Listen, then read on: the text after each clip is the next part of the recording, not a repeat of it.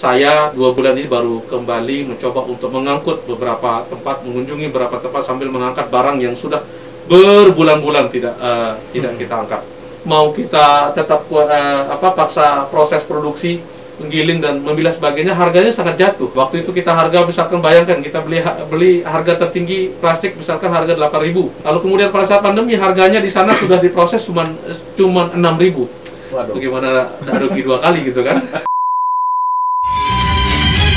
Oke, 96,7 FM kita kembali di Bincang Global untuk edisi hari ini dan bintang tamunya keren sekali, inspiratif ya, motivator dan inspirator, Mas Sawaludin ini.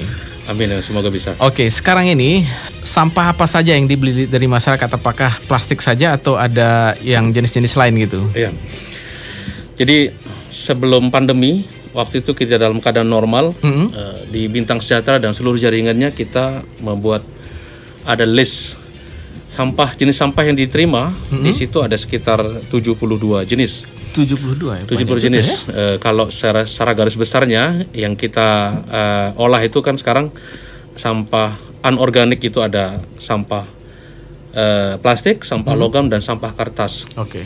Untuk sampah anorganik kita dulu pernah mencoba melakukan kerjasama dengan beberapa pihak untuk inisiasi waste to energy. Jadi 35 ton sampah itu dalam 1 bulan kita bisa memproduksi listrik, lalu kemudian ada listrik, ada gas dan ada kompos. Kompos cair dan padat kita hasilkan. Nah, untuk sampah anorganik ini, misalnya sampah jenis plastik itu kalau sudah dipisahkan, kalau di gudang kami jenisnya sudah mencapai lebih dari 23 jenis bahkan 30-an. Begitu juga kalau untuk yang logam, dari yang harga termurah sampai kemudian yang tertinggi. Begitu juga kertas dari dupleks sampai kemudian kertas HPS bekas. Nah, kalau untuk styrofoam kita juga sebelum pandemi kita beli. Sampah label, sampah kresek ya, tas kresek, kemasan, sampah kemasan snack dan sebagainya, waktu itu kita beli. Ya, sebelum pandemi. Termasuk juga kita membeli yang bling. Yang bling itu kami sudah lumayan banyak dalam waktu. Kalau untuk yang label, plastik label, kemasan dan sebagainya, itu dalam jangka waktu tidak sampai 2 bulan kita sudah berhasil mengumpulkan lebih dari 7,5 ton sampah kemasan yang selama ini tidak diolah. Waktu itu kita, karena konsep kita ini adalah lebih kepada daur ulang. Daur ulang plastik, karena kita selalu tagline-nya ayo pilih sampah kita daur ulang. Lalu kemudian selain itu sampah yang beling, waktu itu kita juga udah kumpulkan di 2 tempat ini, di gudang Mataram dan juga gudang yang ada di Lombok Tengah. Mataram itu di Jalan Lingkar ya? Jalan Lingkar. Itu sudah hampir 3 kontainer sudah terkumpul. Kita kalau itu belum kita timbang semuanya karena beda-beda harganya. Qadarullah pada Maret April kita menghadapi pandemi ini. April kita masih bisa beraktivitas. Lalu kemudian semua stop. Termasuk juga bukan hanya kita ya, yang dari partnership kita, pasar kita di industri yang ada di Indonesia ini juga sebagian besar shutdown. 50% dari para pengolah itu, industri itu tutup karena memang semua tutup. Akhirnya selama pandemi kita tidak bisa banyak lagi mengangkut, tapi kita mencoba untuk merapikan barang-barang yang ada di semua unit. Kita kirimkan karung kembali, yang robek karungnya kita ganti supaya tidak menjadi tempat jentik nyamuk. Setelah pandemi ini baru sekitar 2 bulan, kita mulai. Saya mulai keliling silaturahim ke teman-teman seluruh jaringan yang ada di Lombok, Pulau Lombok.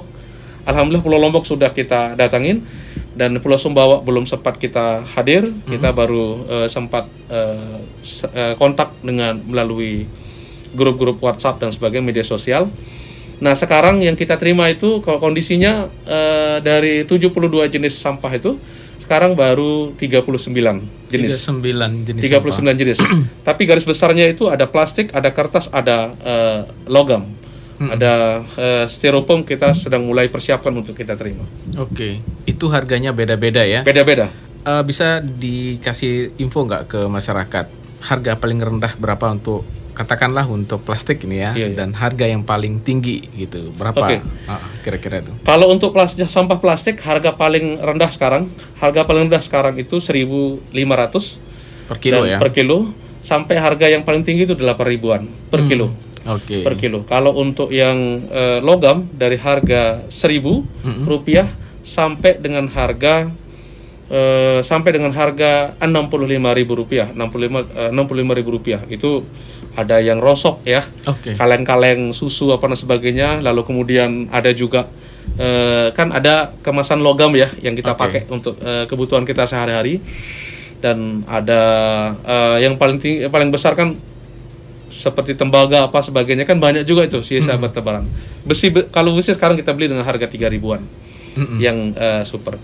Kalau untuk yang kertas kita di bank sampah di harga harga 1.500 sampai dengan harga 2.500 rupiah begitu. Ya. Mas Awal kan diminta bantuan sama Pemprov untuk mendampingi lah bank-bank sampah yang ada di NTB. Namun karena pandemi harus diakui memang pemberitaan atau informasi terkait dengan ini menjadi sangat minim gitu. COVID saja yang menjadi menonjol gitu ya. Progresnya sekarang bagaimana gitu bank-bank sampah kita di NTB ini gitu? Ya, at least di bawah jaringan kita kami sedang mencoba untuk merefresh kembali, merestart kembali semuanya teman-teman, dan alhamdulillah seperti saya katakan tadi kita sudah mulai keliling. Dulu sempat ada kegiatan silaturahim keliling memanaskan kembali mesin jaringan bank sampah. Lalu kemudian karena pandemi juga saya kemudian ada agak sedikit kurang dapat informasi juga tentang perkembangan itu, karena seperti sama-sama kita ketahui bahwa semua tenaga pikiran kita terfokus kepada bagaimana melawan COVID, dan kita pun mencoba untuk mengikuti seluruh aturan untuk COVID itu. Nah, artinya sekarang ini untuk NTB Zero Waste, salah satu bagian dari program itu sebenarnya didorong oleh adanya gerakan penyadaran dari rumah tangga yang dilakoni oleh bank sampah ini. Dulu targetnya 1173 desa yang harus ada bank sampahnya.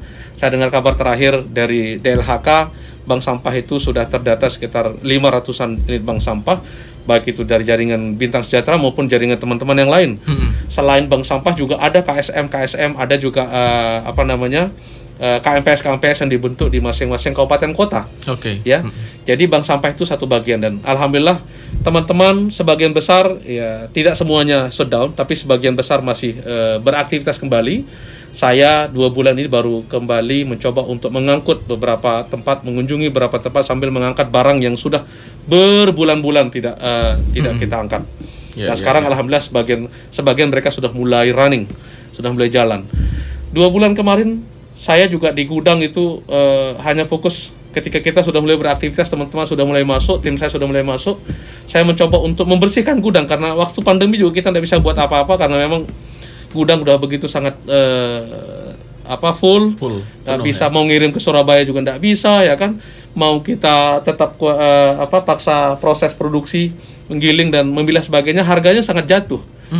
Waktu itu kita harga, misalkan bayangkan kita beli harga tertinggi plastik misalkan harga 8.000. Lalu kemudian pada saat pandemi harganya di sana sudah diproses cuman 6.000. Waduh. Bagaimana nggak rugi 2 kali gitu kan? Jadi pilihan kita adalah ambil napas, berhenti sejenak. Selama pandemi bukan hanya bank sampah yang berhenti, tapi kemudian semua lini kehidupan kita juga berhenti. Tumak ninah dulu ya. Nah, kita tahu bersama ya, ketika terjadi banjir ya kemarin, berapa titik di daerah kita itu banjir, dan yang banyak muncul pada saat banjir adalah sampah gitu. Nah, ini problem kita bersama ya. Betul. Otokritik untuk kita semua ya tentunya ya. Nah, apakah di 1000-an desa kelurahan di NTB sudah ada bank sampahnya atau belum kita ini?